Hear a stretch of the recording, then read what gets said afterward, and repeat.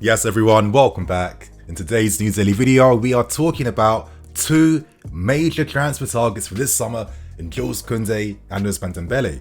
Learn the latest news surrounding them and why you should be optimistic and excited for this summer. So I hope you guys enjoyed today's video. Of course, don't forget to smash that like button. Please get involved in the comments, share your thoughts and opinions, you guys. Let's continue this discussion. And without wasting no more time. So right now, let's start with the first story and let's talk the latest on Jules Kounde. Now, this report came from Nizar Kinzela from goal.com, and essentially Kounde has reiterated his desire to sign for us this summer.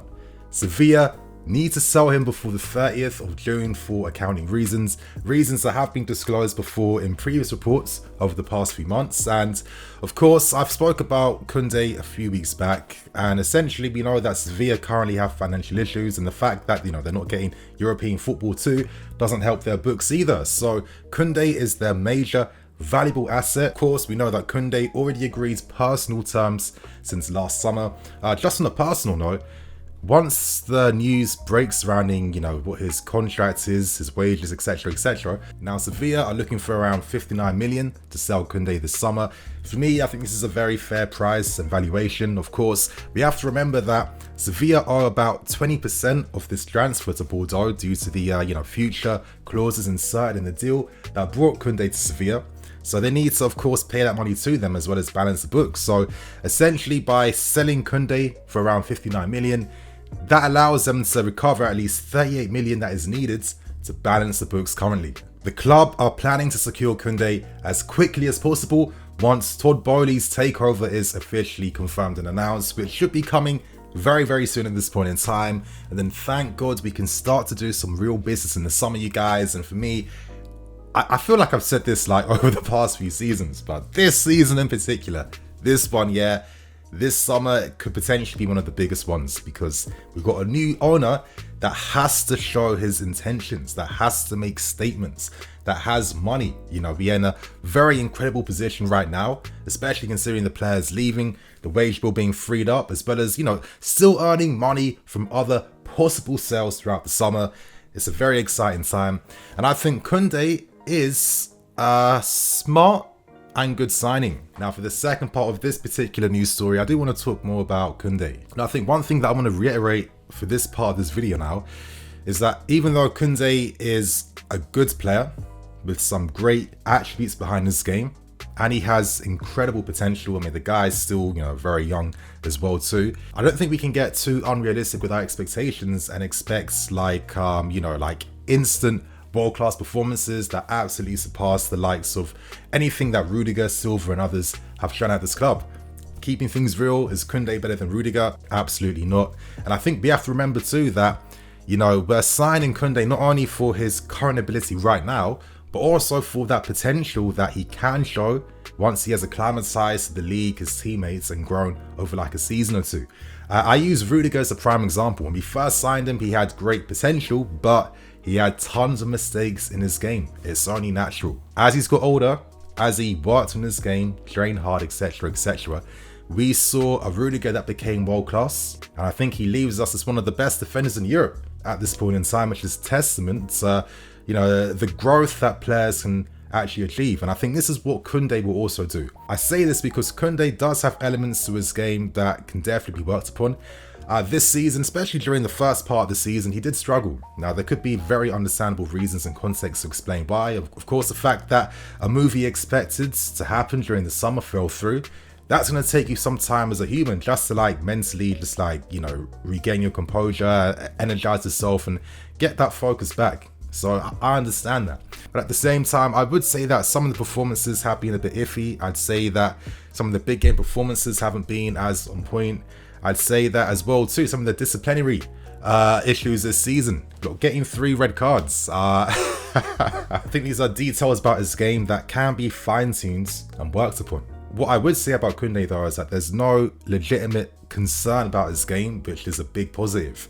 It's just the fact that he's in a stage in his career now where he can only just fine-tune the best aspects of his game and become more complete and more consistent. I think one thing we'll have to accept, it seems quite clear that we probably won't be signing any experienced defenders this summer. Who knows if Koulibaly does get signed? I think it would be a very smart one in terms of being like a really good replacement.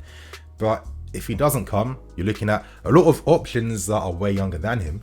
And when you're young, it just implies that you're going to need more time to show that, consistent world-class class that I think fans have grown very accustomed to seeing and watching. And I just think that, getting used to maybe seeing some inconsistencies is going to take some time to get used to.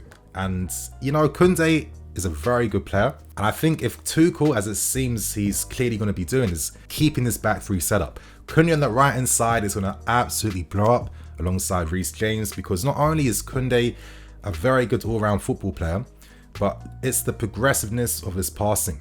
And actually in this aspect is actually very quite similar to what Rudiger's doing on that left-hand side. So imagine if you had like Rudiger on the right-hand side with the Reece James instead of being on the left-hand side. I think that's the type of presence and ability that Kounde can bring. I mean, every game he completes at least one dribble. I don't see any defenders who are doing anything like that. He's very good at playing those passes forward very quickly. He's very good receiving under pressure. He's very good at progressing the ball forward as well too. He has some great attributes behind his game, but that doesn't mean that you're perfect. For example, against West Ham, when Sevilla lost to him, I felt like Antonio did him a few times. And, you can expect those types of difficulties to happen when he does come to the Premier League. But one thing I will say though is that I don't think his heading is a weakness at all. The guy's stocky, has an incredible leap. And my thing is that it's too easy to just fall into this line of thinking of assuming that, to be good in the air, you have to be like tall, very strong, and have like a, and that's it.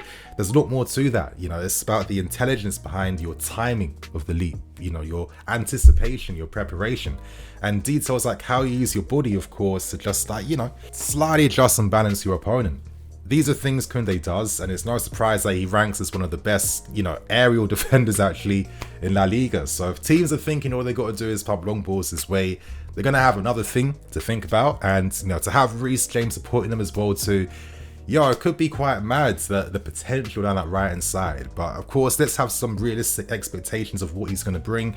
Because, man, the last thing I want to see for a guy like Kounde, who's a player that likes to be involved with the fans, that will talk to the fan. I mean, go on his Twitter, man. Look at the responses to Sevilla fans throughout. I mean, the last thing I'd want to see is typical Chelsea hate nonsense on Twitter where you're just sticking it on a player for no reason because you've got zero emotional intelligence. So that's the first story out the way. It seems like we have to just get ready now for the announcement of Kounde. I knew this guy would be our first signing. So right now we move on to the second big story, and it's time to talk about Ousmane Dembele. So right now, it's time to talk about the latest surrounding Ousmane Dembele. Please, footballing gods. Please, footballing gods. Bring this guy to my club, please. You know how long I've been waiting for someone to replace Robin?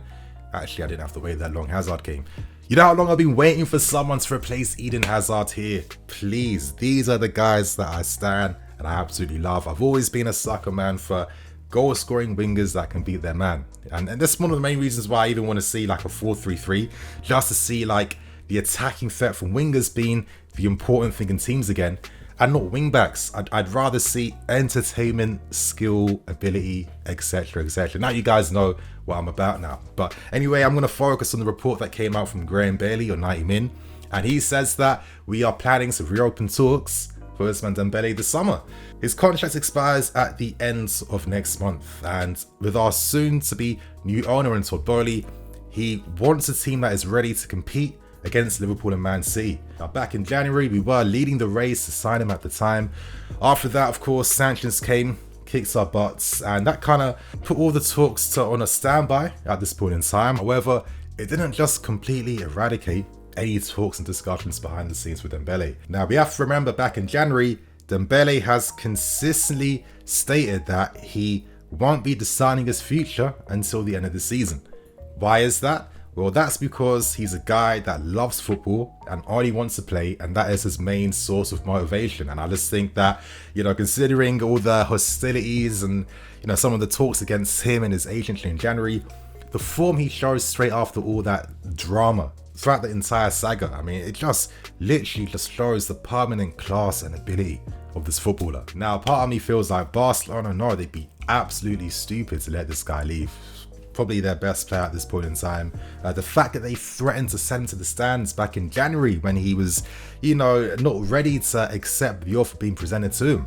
For this guy to literally be in the team like the following week and to have that consistent key presence throughout this entire season just literally sums up the player they know they have already. And maybe it seems like they are starting to accept the reality that there could be life without Dembele. Now, their president Laporta came out literally, I think, was it yesterday or 2 days ago, to talk about Dembele in an interview, and it felt very accepting. It was like this acceptance with his energy. Essentially, in this press conference, he says that Dembele has offers outside. He admitted that, actually. And for me, I guess the educated guess is to take as us, Paris Saint-Germain and Bayern Munich being the main teams looking at Dembele. Laporta also admitted that the offers presented to Dembele far exceed any of the offers that Barcelona can reach with the player. And they're actually hoping that the history, the brands, the culture of the club would be enough to keep the player, who is very popular with his teammates and of course as well liked as well too. The fact that Laporta is openly admitting this tells me that Barcelona probably can't go any higher when it comes to presenting a better offer to the player.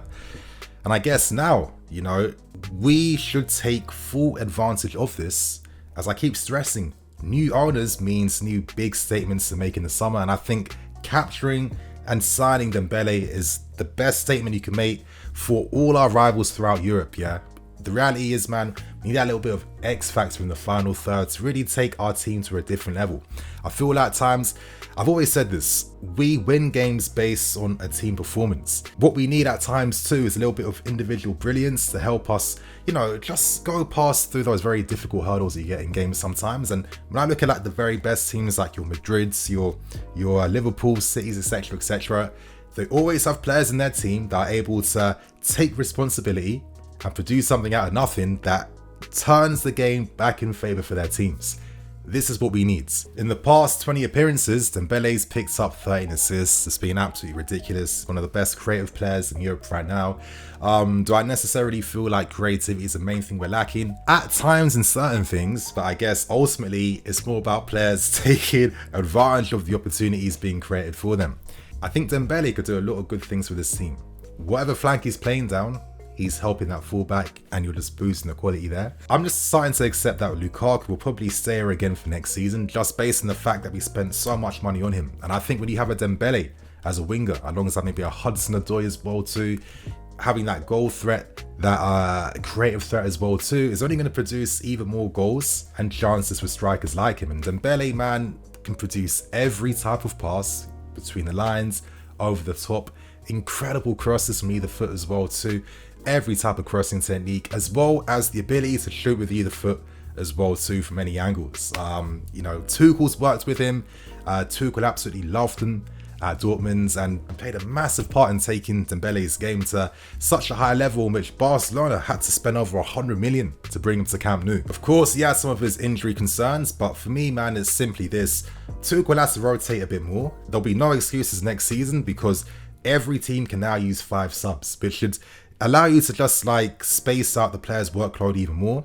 And with Tuchel potentially having a squad even more in his image. And I'm not stressing that next season we'll have his perfect squads. I can't imagine that every player's going to leave and we'll sign every player like that, because it just never happens in any season, ever. But it will go a long way in actually giving him more of what he needs to find success. Yo, if we could sign Tchouaméni, Kounde and Dembele, if we can bring in the 3 musketeers for next season, then I think this would be an incredible way for Mr. BOEHLY to announce his new tenureship at this club. So you guys on that point, how are you feeling, man? I'm starting to get a bit gassed with summer. It's probably because the sun's out. The sun's out, I just feel even more positive. My mood's much better. I'm sure it's the same for all you guys. So it does feel like, big things are going to be coming very, very soon. So on that note, I'm going to wrap things up, keep things moving. Thank you for watching. I'm the EFC. This is Blue Lines TV. I'll catch you guys later with some more videos. Cool.